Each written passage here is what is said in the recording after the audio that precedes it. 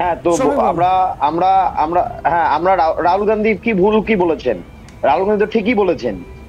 উনি বলেছেন যে শুধু ভারতীয় জনতা পার্টি হিন্দুত্ব হিন্দুত্ব করে, কিন্তু হিন্দুত্বর নামে হিংসা ছড়ান। ঠিকই তো বলেছেন।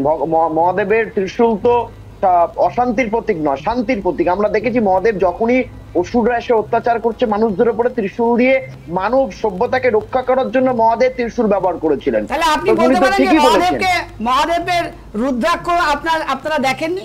মহাদেবের আজকে আপনি বলছেন যে মহাদেব শান্তির প্রতীক। মহাদেব যখনই সমাজে দরকার পড়েছে অশান্তিকে নিবারণ করার জন্য, তখনই মহাদেব ত্রিশূল ব্যবহার করেছেন, মহাদেব রুদ্রমূর্তি ধারণ করেছেন। রাহুল গান্ধীজি একদম ঠিক বলেছেন। কিন্তু আমার বক্তব্য হচ্ছে এই যে ভারতীয় জনতা পার্টি বারবার এক্ষুনি আমাদের স্পিকার আপনি ভালো একটা জিনিস দেখিয়েছেন।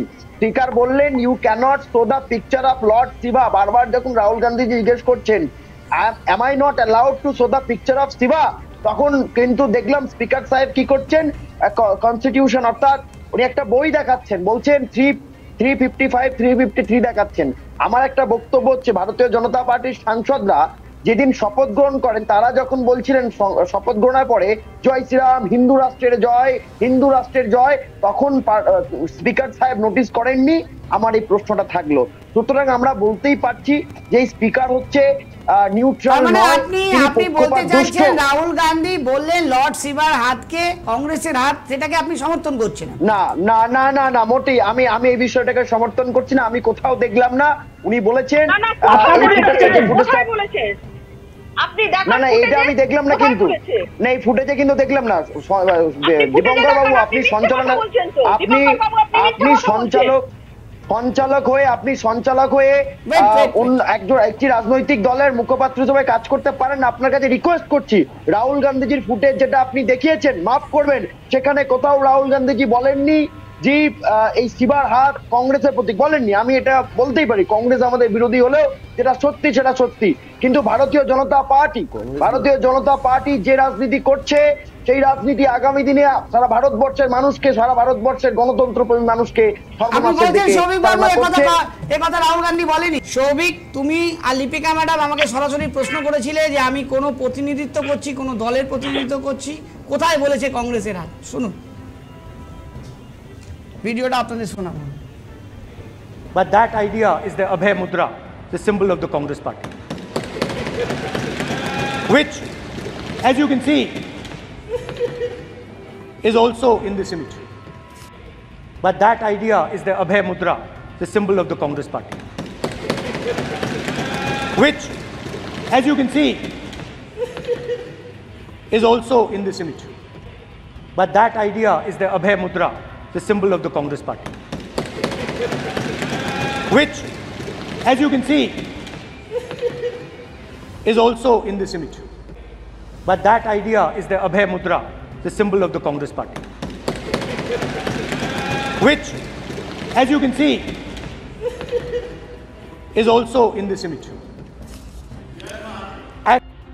কি বলবেন এবার সৌভিক বাবু, বলুন।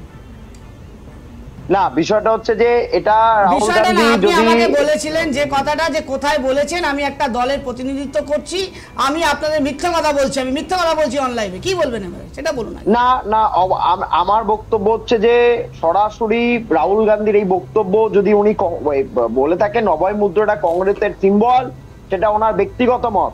কিন্তু আপনি যখন জানেন না, পুরো বাইকটা দেখেননি, আপনি কিভাবে আমাকে আক্রমণ করতে পারেন? লিপিকা ম্যাডাম কি বলবেন? তো হাতের সিম্বল তো অভয় মুদ্রা, হাত দিয়ে এরকম ভাবে হাতটা রাখা হয়, ওটা অভয় মুদ্রাই। তো কি অন্যায়টা কি ভুল বলেছেন? উনি তো বললেন না সিম্বল অভয় মুদ্রা কংগ্রেসের সিম্বল, বললেন তো তিনি এই কথা। বলছেন লর্ড হাতকে কংগ্রেসের হাত, অভয় মুদ্রার চিহ্নকে কংগ্রেসের চিহ্ন, এটা আপনি বলছেন, ঠিক বলেছেন। এবং আমি যখন বললাম তখন আপনি আমাকে বললেন আমি একটা দলের প্রতিনিধিত্ব করছি, আমি মিথ্যা কথা বলছি। আপনি তো দলের প্রতিনিধিত্ব করেন। আমি দলের প্রতিনিধিত্ব, আপনি প্রমাণ করুন না। আমি তো প্রমাণ করলাম আপনি মিথ্যা কথা বলেন, আপনি মিথ্যা কথা বলেন, তাহলে সেটা প্রমাণ করুন আপনি আমাকে যে আমি কোন দলের প্রতিনিধিত্ব করছি। আমি তো আপনাকে যে সত্যি কথা সেটা বললাম, আমি সত্যি কথাটা আপনার কাছে আমি তুলে ধরার চেষ্টা করছি। লিপিকা ম্যাডাম, আপনি অন লাইভ আমাকে চেস করলেন, কথা বলছেন, নিরপেক্ষভাবে আপনি আমি নিরপেক্ষভাবে বলেন। আমি তো নিরপেক্ষভাবে আমাকে কি বলবো? আপনি বললেন যে আমি আপনাকে বললাম যে বাইকটা শোনালাম, তার মধ্যে তিনি আপনি যখন বারবার করে বললেন যে কেন এইটা বলা হয়েছে বলে এত প্রেসার দিলেন, তখন আপনার মনে হয়নি একবারও যে যখন আপনার কথা মনে হলো যে আপনি একটা কংগ্রেসের প্রতিনিধিত্ব করছেন, সেই কংগ্রেসের প্রতিনিধি বিরোধী দলের নেতা রাহুল গান্ধী কি কথা বলছে কি সেটা আপনার পুরোটা শুনে আপনি কথা বলা দরকার। আপনি শুনলেন না, আপনি আমাকে ডাইরেক্ট চ্যালেঞ্জ করে দিলেন।